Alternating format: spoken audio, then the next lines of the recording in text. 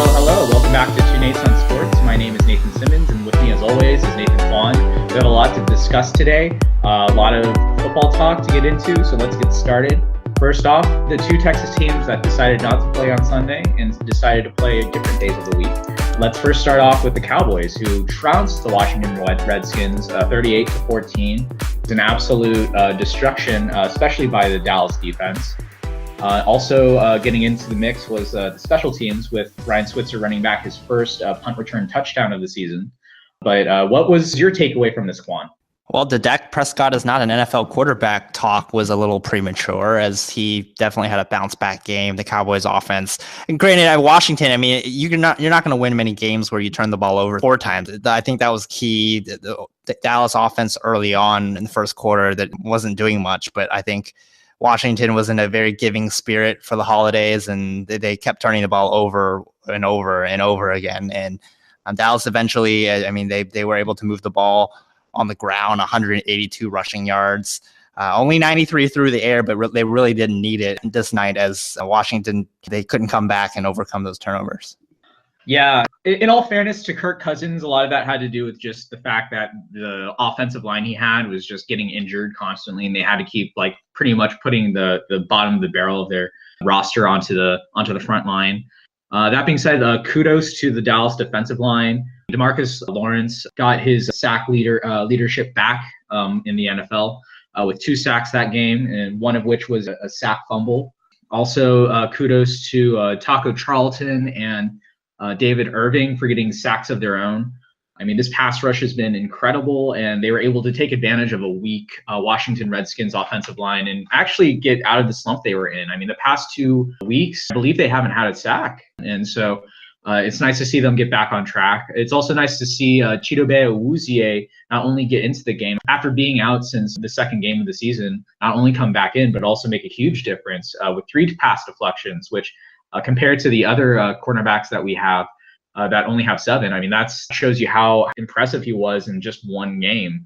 Big is looking like the cornerback that they drafted in the second round. But also kudos to both Jeff Heath and Anthony Brown, who were arguably the 2 most maligned players on the defense for the past 5 weeks. Both of them got interceptions, one due to a tipped pass, the other due to the fact that Jameson Crowder was unable to reel in the catch in the red zone. But yeah, as you said, Dak Prescott seemed to be able to get back on track. I mean, granted, he only went 11 of 22 and throwing only for 102 yards. He was able to get 28 yards on the ground, but he passed for 2 touchdowns and 0 interceptions. And on top of that, he wasn't really asked to do all that much just because the running game was really good against Washington. Specifically, I mean, Alfred Morris, he looked like the Alfred Morris of old, running for over 120 yards and a touchdown. You got to be really happy for the backup. Also, on top of that, too, kudos to the offensive line, who finally seemed to sort of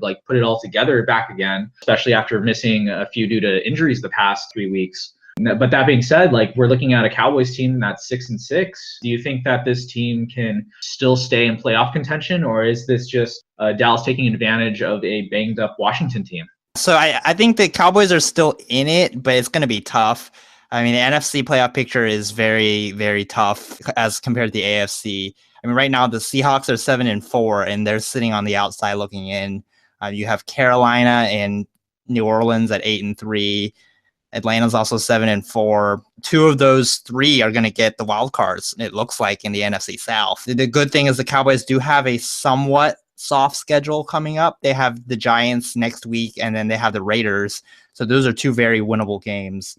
So, I mean, if they take care of business, we'll see how it goes. I think they probably have to win out at this point, get to 10-6, and we'll see where Seattle is, where Carolina is, where Atlanta is. But they have a puncher's chance. For sure. And I will say, the toughest opponent that they have on their schedule that's left, I believe, is Seattle. Well, at least in terms of without Ezekiel Elliott.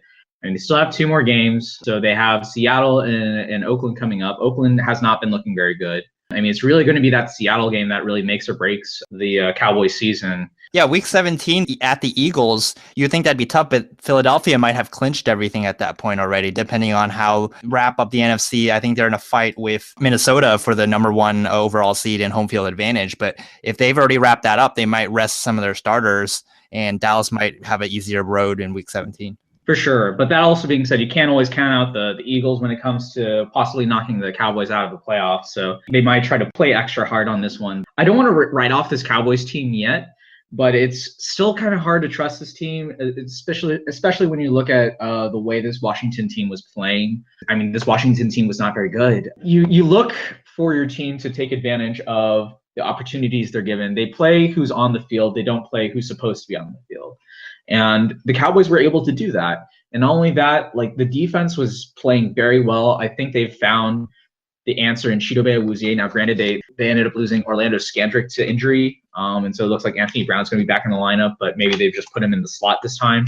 I mean, it's still going to be interesting to see how they solve the safety situation. I mean, no offense to Byron Jones, but I definitely saw a few times during the Washington game where he was able to get to the football carrier, but was kind of getting carried himself once he tried to wrap him up. I mean, they definitely have a puncher's chance. I'd give them that. And a lot's going to depend on how well the Seattle Seahawks are able to hold up on the offensive line, or whether or not Russell Wilson makes that completely irrelevant. I mean, that's going to be the biggest question mark for the Cowboys for the rest of the season, I would say.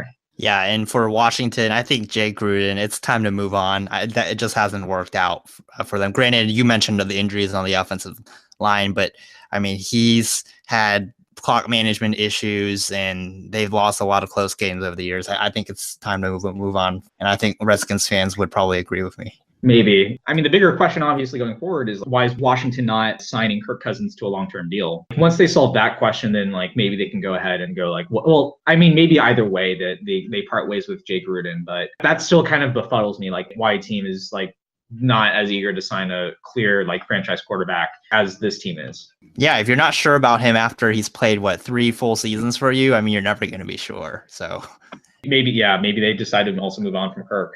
You never know.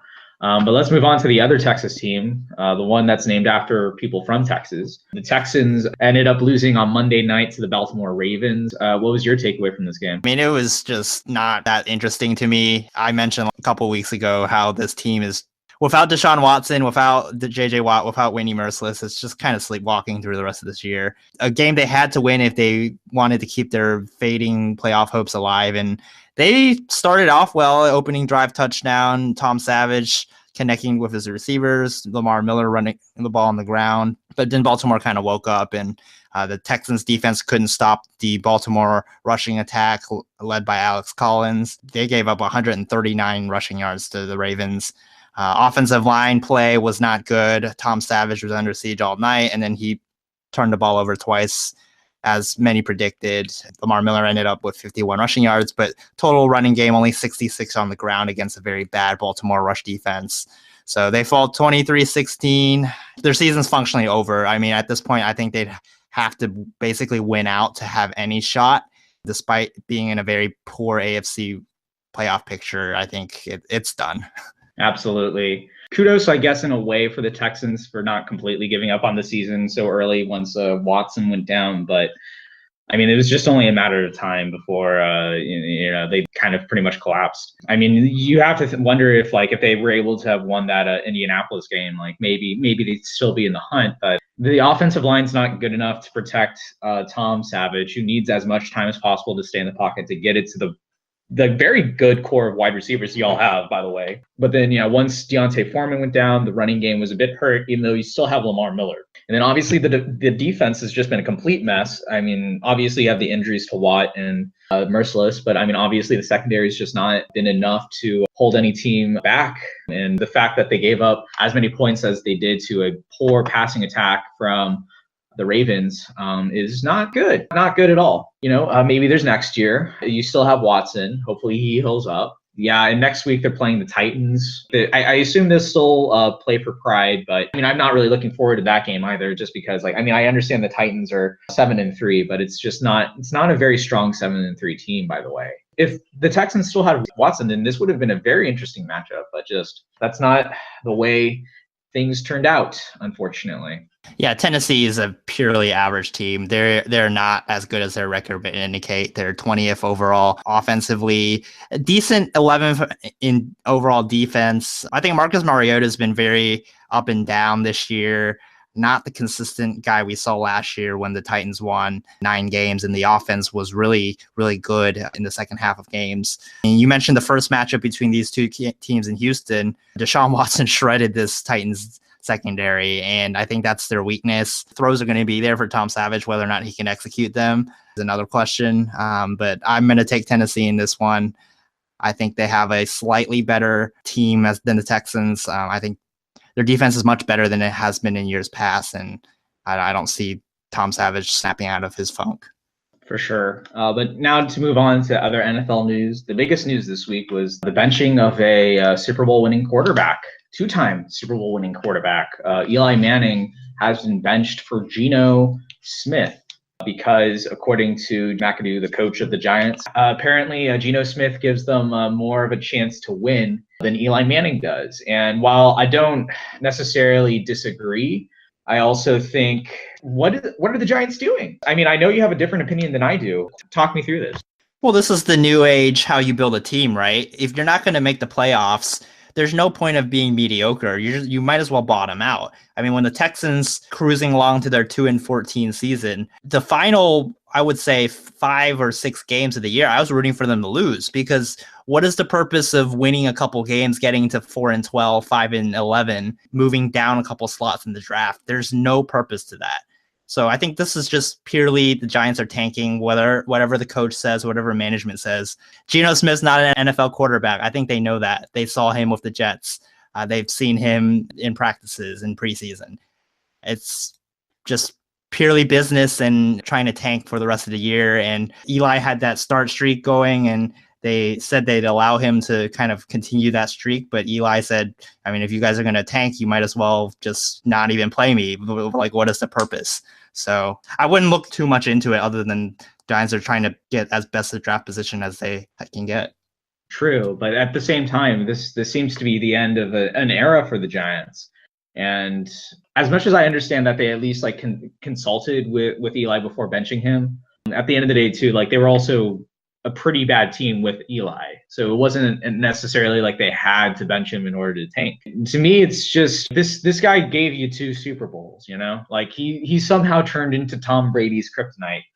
And this is the way he goes out? I mean, that just seems a little bit underwhelming to me at the very least. And then also too, it's just I mean, while I understand like maybe the reasons why Eli Manning was like willing to get benched, like you got to have more fight than that, man. Especially as someone that has given so much to this franchise, who was the face of this franchise, who was the reason why they were able to make it to the mountaintop twice. It's kind of befuddling that this is how they decide to handle it. And I also am kind of confused with McAdoo, because I mean, at the end of the day, I don't see McAdoo staying next year. So I don't think they're just agreeing to tank necessarily. I mean, I genuinely think that McAdoo is trying to save his job.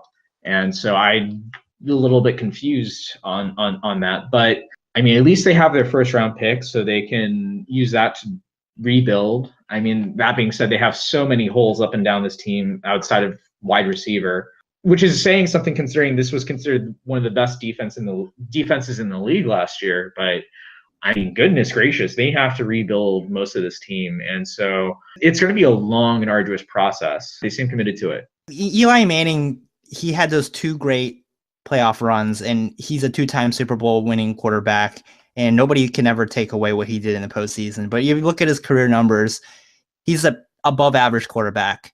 And so I think you're kind of overhyping his success throughout his career. For him, I understand you mentioned the competitor in him, but he's 36 years old. There's no point risking your body, risking injury to win the 3rd or 4th game of a completely lost year. I mean, the team has been completely decimated by injuries. How much is on their roster construction, lack of depth, their coaching staff?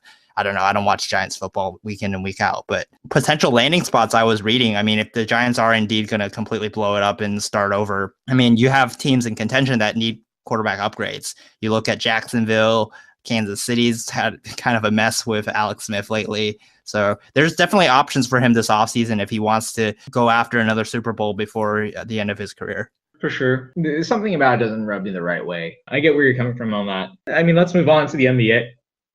And the Rockets are still on a roll. D'Antoni won Western Conference Coach of the Month, and for good reason. And quite frankly, this is arguably the best team in the NBA right now. I mean, do you agree? Yeah, the Rockets finished off November with a 12-1 record. James Harden, I think, averaged like close to 37 points a game in November. And the Rockets are just blowing out competition. Again, we've mentioned that they haven't really played the creme de la creme at the top of the Western Conference. They played Golden State only once. They haven't played San Antonio yet. They haven't played Oklahoma City yet. They haven't played Minnesota yet. But they can only beat the teams on their schedule, and they're definitely doing that. This past week, they beat up on the Brooklyn Nets as well as the Indiana Pacers.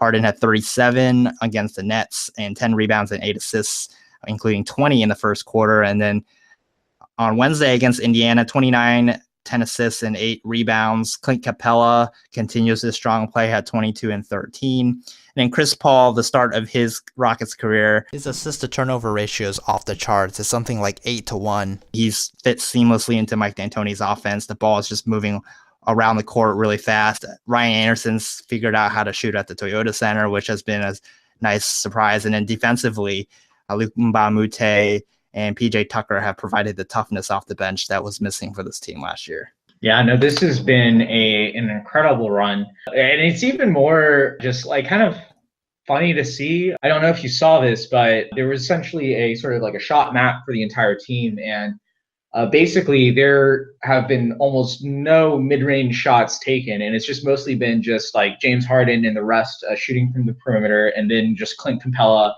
just scoring right under the basket. And I mean, it's just a formula that works. I mean, you have Capella, who's just a strong interior presence, and you have just like one of a continuation of last year's hot 3-point shooting. And it's hard to stop. It's really hard to stop. And I mean, like, do they keep up this pace for the rest of the year? It's hard to say. It's not out of the realm of possibility, which in and of itself talks to how well this team is playing right now and how well this team is constructed. But that being said, I think what's going to be most interesting going forward is just like how everyone holds up. I mean, I know Chris Paul just got back from injury, but just, again, you just have to hope that, and this is really the same for most teams, but especially with this team, like just stay healthy, stick to the game plan, and just keep executing at a high pace.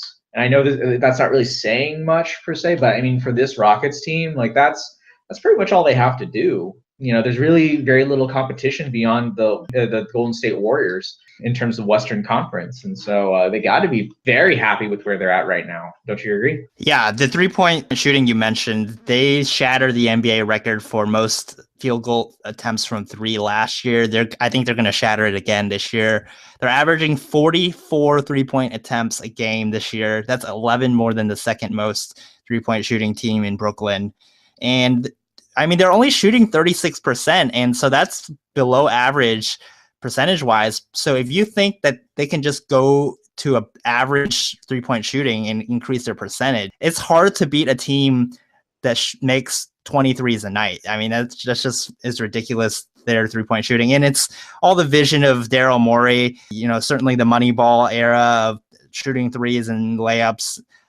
And he's never really had the coach and the personnel until he has had now. I mean, before you had Kevin McHale, who you were still trying to feature Dwight Howard with some post-up moves down low, and not what Daryl Morey wanted in his ideal way that he plays basketball. But then you got Mike D'Antoni, who fully embraced that vision. And then now you have the playmakers and the shooters around James Harden and Chris Paul.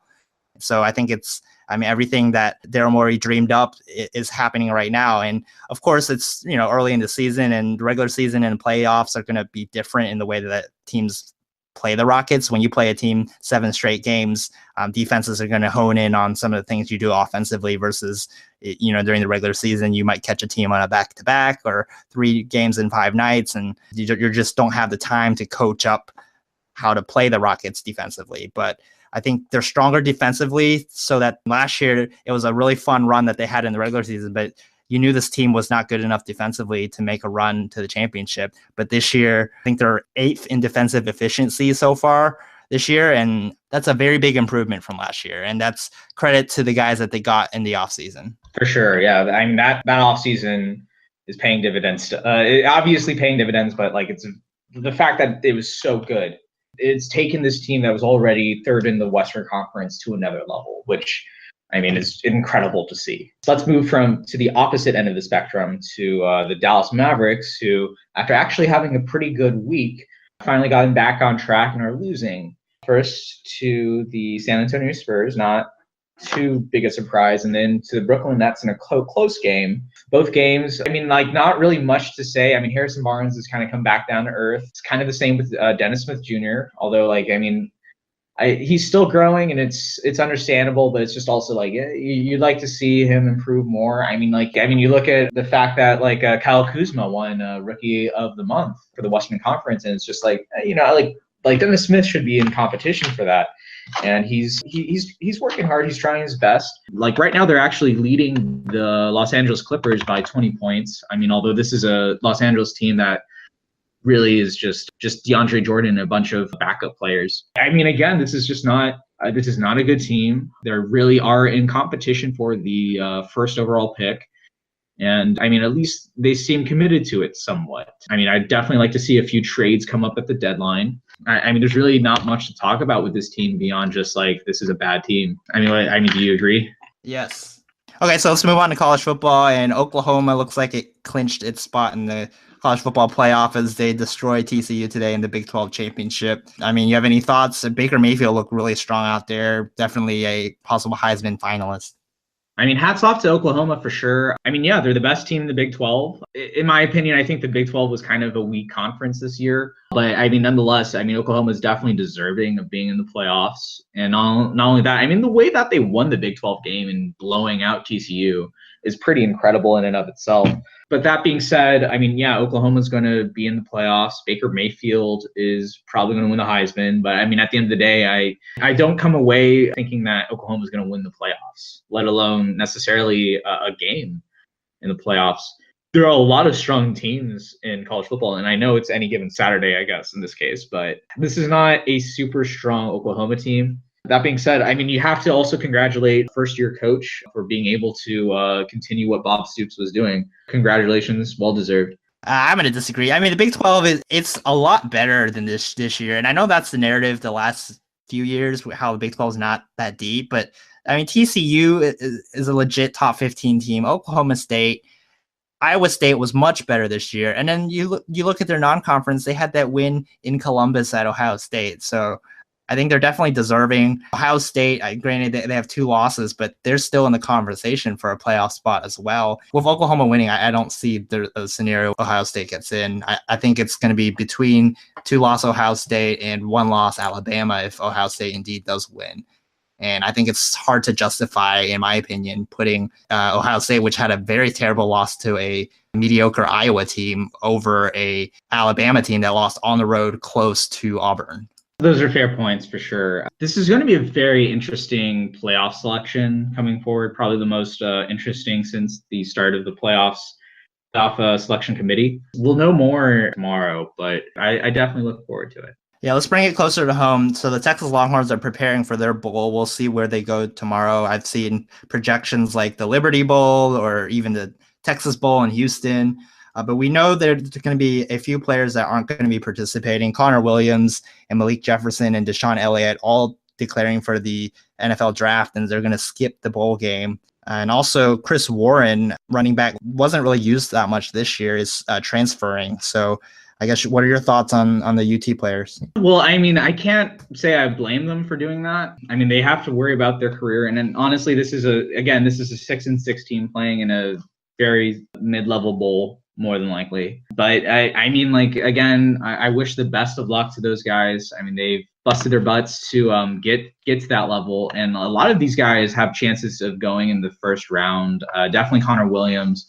Malik Jefferson, I've seen thrown around, as well as Deshaun Elliott. Another person that might be interesting is Hilton Hill, who again was suspended. I mean, he's someone that has the possibility of making in the first or second round. He has that type of talent. I mean, especially with Connor Williams, who's had some injury troubles this year. It's for the best for these guys to, if they're going to go in the NFL draft, to give themselves the best chance of getting drafted.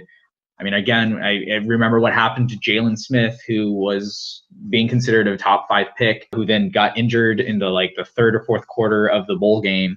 And because of that, he dropped the second round and ended up getting picked by the Cowboys. And I hope for the best for all 3 of these guys, possibly 4. Yeah, and I think it also presents an opportunity for some of the younger players who haven't played too much this year to fill in at those spots. And I mean, you're looking to next year. Ultimately, whether you win or lose this game, you want to win, obviously, and go into the offseason on a high note. But I mean, it's more about evaluating which players you think will make an impact for you next season. For sure. Yeah, absolutely. So let's talk about another, I guess, Texas college football team, and Texas A&M making a big splash. They fired Kevin Sumlin after a 8-4 season, and they landed the guy that they wanted. They pried Jimbo Fisher away from Florida State. He won a national championship in 2013, and they certainly paid to get him. They're going to sign him to a 10-year, $75 million contract. The total money on the 75 is the highest ever for a college football coach. $7.5 million per year is third highest in college football, behind Dabo Swinney and Nick Saban. I guess, what are your thoughts on A&M? I mean, kudos to A&M for pulling off this coup. I mean, I honestly didn't think they'd be able to do it, but getting Jimbo Fisher is a huge win for this A&M team, especially considering that they were coming off a bunch of 8-4, 7-5 seasons under Kevin Sumlin, who, I mean, again, getting that type of record constantly at the SEC, that's not too bad. And I expect Kevin Sumlin to get hired at some point. I mean, if Charlie Strong can get hired by USF after 5-7 seasons in Texas, I'm sure that Kevin Sumlin can probably do a little bit better than that, if not at least the bare minimum. But that being said, I mean, this is a huge contract. It's the biggest in NCAA football history. Definitely Jimbo Fisher, I feel, has earned it, because at the end of the day, he did win a national championship. Nothing can take that away. And he is considered a high-level coach, but I mean, he's also coming off a 5-7 season, and I mean, he's granted a great recruiter. And on top of that too, I'm sure there are other reasons for him to come to Texas. I know one of them that's been discussed has been the fact that close to Houston, and Houston with its great medical facilities would be a great place so that he can take his son, who's been struggling with a medical condition. That would serve perfectly for them. But that also being said, to be paying not only one football coach, but also be paying 2 football coaches, let alone one. And I mean, as much as we like to shoot on A&M, at the end of the day too, I mean, it's, in all fairness, A&M hasn't exactly blue blood. I mean, they want to be a blue blood, and I mean, I gotta commend them for wanting to dream big and play big and try to take this team to another level, this program to another level. But good golly, Miss Molly, that is a lot of money to give one person for a public institution. Yeah, so I think from Jimbo Fisher's point of view, there's some talk that he felt a little underappreciated at Florida State. I mean, he really did turn around that program. Towards the end of Bobby Bowden's reign there, it kind of had gone downhill, similar to the Mac Brown, where it kind of went downhill towards the end. And he brought that program back. It's been a contender every year in the ACC. I mean, this year, it's hard to lose your starting quarterback. DeAndre Francois was supposed to be sensational. I mean, the first game of the year, and then it's just hard to bounce back. They had to deal with the hurricane. And I mean, for fans to be calling him out and challenging him after each loss, I think that wears on a coach eventually. But I mean, he better know what he's getting into. The SEC West is a bloodbath. I mean, Alabama every year, Auburn. You've seen the success they've had under Gus Malzahn. LSU, you would think that all the talent in Louisiana and the pedigree there, that they're going to be a contender and turn around pretty soon. The fans at Texas A&M, right or wrong, they legitimately think that their team should be competing for national championships every year. They ran Kevin Sumlin out of town. I mean, he was a great recruiter for them. And I mean, the past 4 years of Aggie football has been amongst the best in program's history. And I think a little bit of it is due to like the Johnny Manziel. I think that just raised the bar to a level where it's hard to surpass the run that they had. They were 10-2 that year. They beat Alabama first year in the SEC, and it just raised everybody's expectations. And I think realistically for me, A&M is a team I think that they can hang around the SEC West, but they're going to lose out to Alabama and Auburn and LSU and kind of just be around that Arkansas level, in my opinion. And I don't know. I don't really see this working out. Do you? I mean, you're right to point out that Jimbo Fisher was able to turn around that Florida State team. I mean, granted, this was pretty much after one of the most legendary coaches in college football that hasn't had his name run through the mud. I mean, it's really tough to say because, again, Jimbo Fisher did turn around that team, but at the same time, like the team began kind of sliding once Jameis Winston declared for the NFL. Jimbo Fisher is also a great recruiter in his own right, and I have to think that he's going to be able to do a little bit more, or at least like bring in more talent than Kevin Sumlin did, which is saying a lot considering, again, as you pointed out, Kevin Sumlin was a great recruiter and also was getting the results necessary in the SEC West. I mean, if Jimbo Fisher is thinking he's going from a really stressful situation to a less stressful situation, he's going to be in for a huge shock because, I mean, Texas A&M football, they have high expectations, whether you like it or not.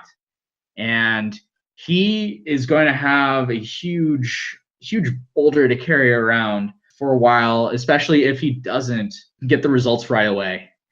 And I mean, he's going to have to hit the ground running, especially considering, again, like Kevin Sumlin isn't exactly leaving this program in disarray. He's leaving this in a pretty decent spot, at least compared to like the one that he inherited when he first took over the job. And basically pretty much since every A&M coach since I've been following college football, in all fairness, Kevin Sumlin has left this program in a better position than when he first got it. And it's on Jimbo Fisher to take it to the next level. And if he can't do it, then, I mean, he's going to be on the hot seat real quick. And that is saying a lot considering, again, he's been signed for a 10-year contract so he already has a ton of pressure on him due to the contract that he signed. So yeah, I mean, best of luck to Jimbo Fisher. I hope for the best, honestly, in his sake. That is a lot of money. Yeah, the one thing is the money per year, but the 10 years, that's absurd to me. So I'm going to run down the list of college football coaches that have been coaching for longer than 10 years. Kirk Ferentz, Iowa, Gary Patterson, TCU, Mike Gundy, Oklahoma State, Frank Solich, Ohio, Kyle Whittingham, Utah, Pat Fitzgerald, Northwestern, Rick Stockstill, Middle Tennessee. That's it. So to think that he'll still be the coach in 10 years, the way that they're presenting it at A&M, he's got to win 3 to 4 SEC championships in that time and probably 1 to 2 national championships for him to be successful. And I just don't see that happening, but we'll see. I mean, Texas is a very interesting place to recruit. I mean, much like Florida, there's a lot of talent there, but I also think the competition level, I mean, everybody comes to Texas to recruit. It's not in Florida. I think it's a little more limited to kind of the regional schools with Florida, Florida State, Georgia. And certainly, big programs get the best athletes out of Florida as well. But I think Texas is really, really tough. And there's a lot of, I mean, you have Tom Herman at Texas. You have Oklahoma that recruits Texas well. I mean, I think the one thing he has going for him is, yeah, if you want to play in the SEC in Texas, but again, that division is going to be very interesting in the years to come. For sure. Do you want to move on now to MLS? Yeah, sure. So the MLS Cup is set. It's going to be a rematch between Toronto FC and the Seattle Sounders at BMO Field next Saturday at 3 p.m. Central on ESPN. Going back to the conference championship stage, Toronto FC won the East. They beat Columbus 1-0 in the two-leg series. And they're going to go back to MLS Cup. They're trying to win their first one. Last year, they came so close, but they weren't able to get the job done, and they lost in penalties. So we'll see if they can get the job done this year. I mean, they have the most talented team in the league throughout the regular season. They had 3 players named to the MLS Best 11 in defender Justin Morrow, midfielder Victor Vasquez, and year in, year out, one of the best players in MLS, Sebastian Giovinco. And I mean, also Josie Altidore on that team, Michael Bradley. So a lot of veterans. I think they have a really good chance. But Seattle, I mean, the way they disposed of my Houston Dynamo, they won the second leg 3-0. won the series 5-0. I mean, they look really strong right now. The Dynamo defensively, they were just in shambles over those 2 legs. And there's going to be questions in the offseason. Their outside backs are so good this year, and AJ De La Garza and DeMarcus Beasley, but I mean, those 2 guys are getting up there in age, and De La Garza has to come back from an Achilles injury.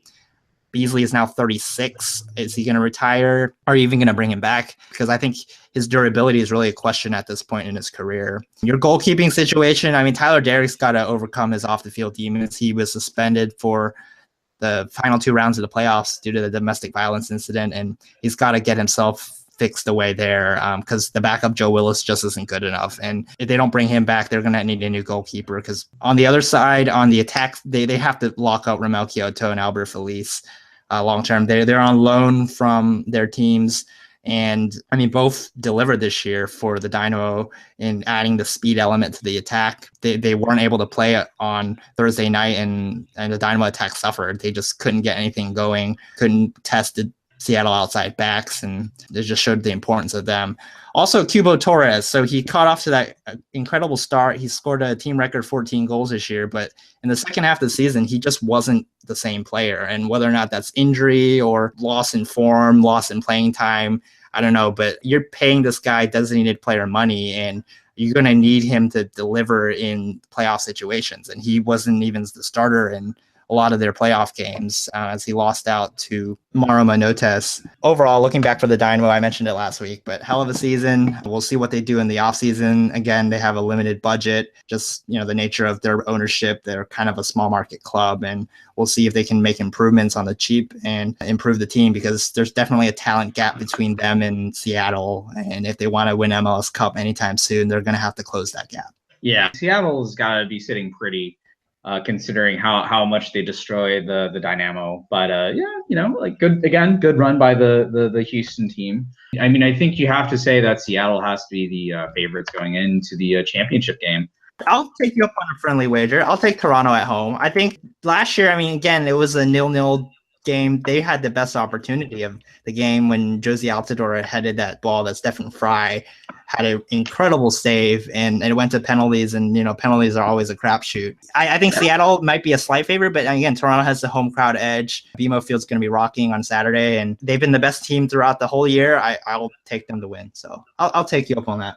Sure, yeah. And then let's talk briefly expansion. So the MLS announced that there's going to be 4 finalists for one of the 2 expansion spots that they're going to have. And it's going to be Nashville, Tennessee, Cincinnati, Ohio, Detroit, Michigan, and Sacramento, California. I would say out of those 4, Cincinnati and Sacramento for me. Those 2 cities already have established fan bases with their USL clubs, and MLS would go there. It's a little bit surprising San Antonio wasn't on that list, but that might be due to Columbus potentially moving to Austin, which really sucks for San Antonio. But Columbus. I mean, that's coming, it seems. Yeah, I mean, this pretty much all but confirms that, because you have to think that they want to at least get another team into Texas, especially one that's in Central Texas and essentially in between Dallas and Houston. I mean, again, I personally think it probably would have been better to have a San Antonio team and leave the one in Columbus where it was, the way they decided to go.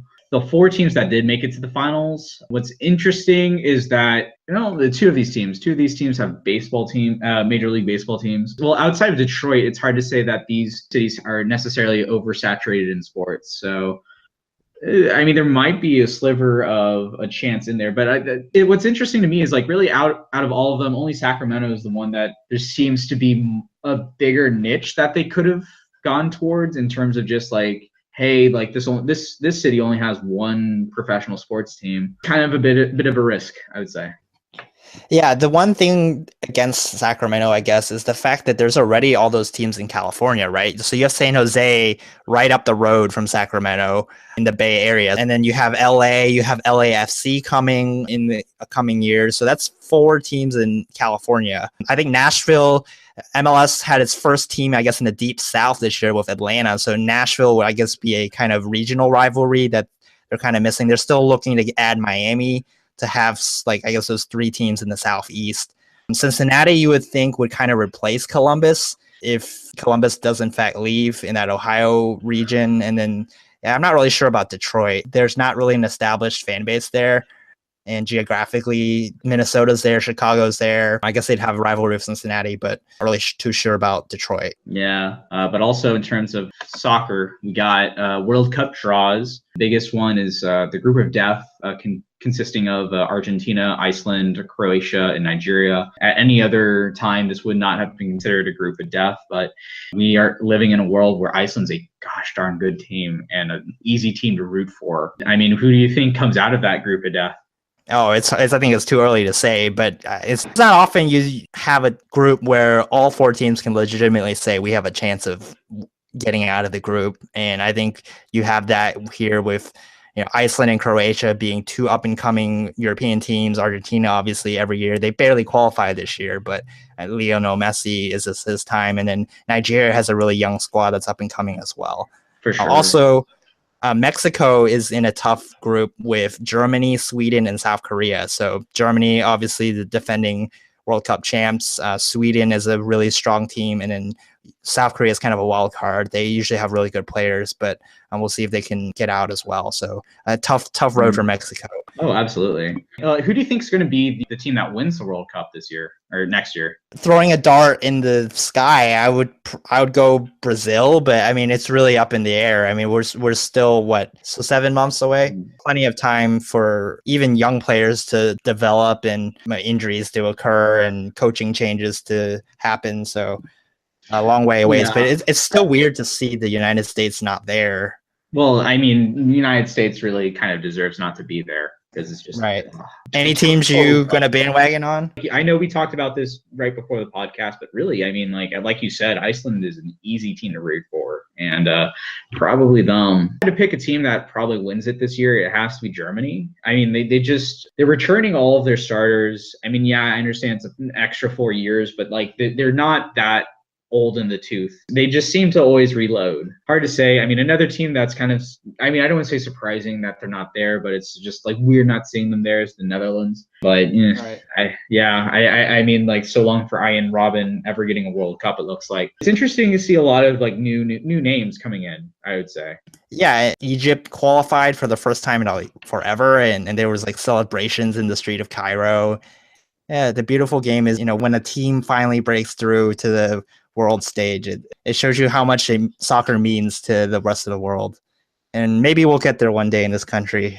Maybe yeah. Someday. All right, so let's move on to shout outs. First, I want to shout out Nathan Simmons. Happy birthday. Thank you. Much appreciated. Very drunk right now. You called me old, so I'm going to call you very old as well. You're 25, right? Yeah, it's so old. I qualify for AARP, so boom. And maybe possibly Social Security if they don't cut it. So also, I guess, shout out to Juan Centeno for becoming a Ranger and no longer becoming an Astro.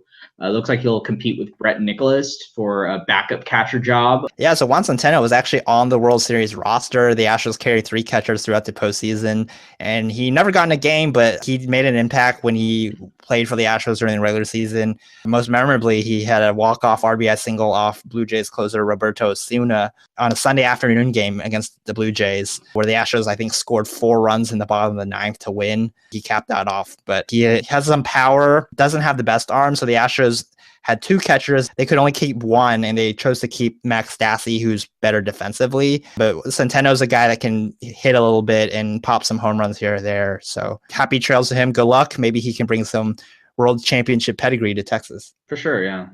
On the Astros front, also, I guess, shout out to AJ Hinch. He was named Baseball America's Manager of the Year, so well-deserved for AJ.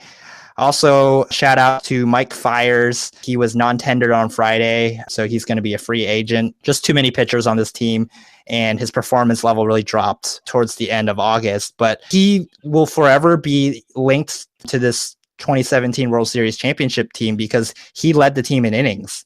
So, I mean, we had injuries with Dallas Keuchel, Lance McCullers, before Justin Verlander got here, Charlie Morton was banged up, Brad Peacock. I mean, he was the only guy that really never missed any time due to injury throughout the year. And there's a stretch in July where I think he had like a 2.32 ERA for about a month and a half, and he really carried this pitching staff. So, yeah, shout out to him. And he also threw the only no-hitters thus far at Minute Maid Park. So, good luck to Mike Fiers on becoming a free agent. Man, no loyalty from the world champions. That's kind of sad. Well, when you have like 7 other legitimate starting pitchers, I mean, but still, no loyalty, man. Damn, I'm just cold. It's $4.8 million salary. Cold. The Fires has been put out, and now it's cold. Shout out to the Dallas Stars, who actually had a great week this past week. They beat out the Vegas Golden Knights 3-0. Not only did Ben Bishop have a shutout, but Faxa scored all 3 goals, and all of those goals were in the second period.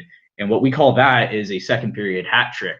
And dang, that's nice to see, especially considering, again, this has been a Dallas Stars team that's actually kind of struggled to score this year.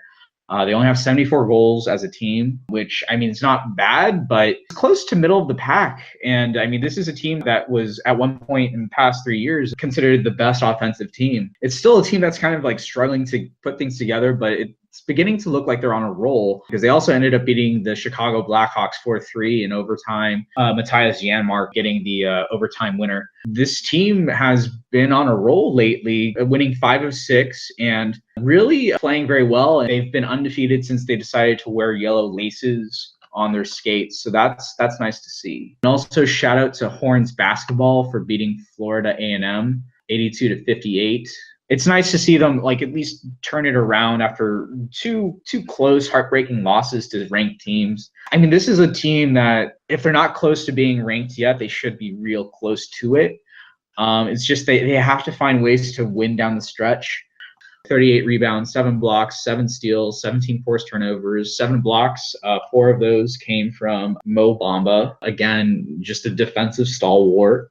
I mean, hopefully he grows on the offensive side of things, and he just really needs a lot more polish and being able to work on his shot. I mean, he's just so good. And also who's really good is Dylan Ostakowski, who got 19 points, 8 rebounds. I mean, this guy can do it all. He's a very good, just sort of like Swiss Army man. He's great at getting assists, getting rebounds, and getting shots in. I mean, if he can improve on his 3-point shooting, then he's got a shot at getting drafted. And also a shout out to Darren McFadden and hopefully a happy retirement to him. You know, unfortunately, he was kind of the third man out once Ezekiel went down, and unfortunately he saw the writing on the wall and was just like, I've had a good run for the past 10 years, and he really did. I will remember the fact that he got 1,000 yards rushing when Tony Romo was hurt. I mean, good on him for doing that, especially once he was past 30. Happy trails. Why don't you guys visit our website, TwoNatesOnSports.com. Also like us on Facebook at TwoNatesOnSports. You can subscribe to our YouTube channel as well as Apple Podcasts, Stitcher, and Google Play Music, where you'll get a notification as soon as we release our new episodes. You can also send us an email to our inbox at TwoNatesOnSports@gmail.com. Nathan, I'll talk to you next week. Talk to you then, my dude.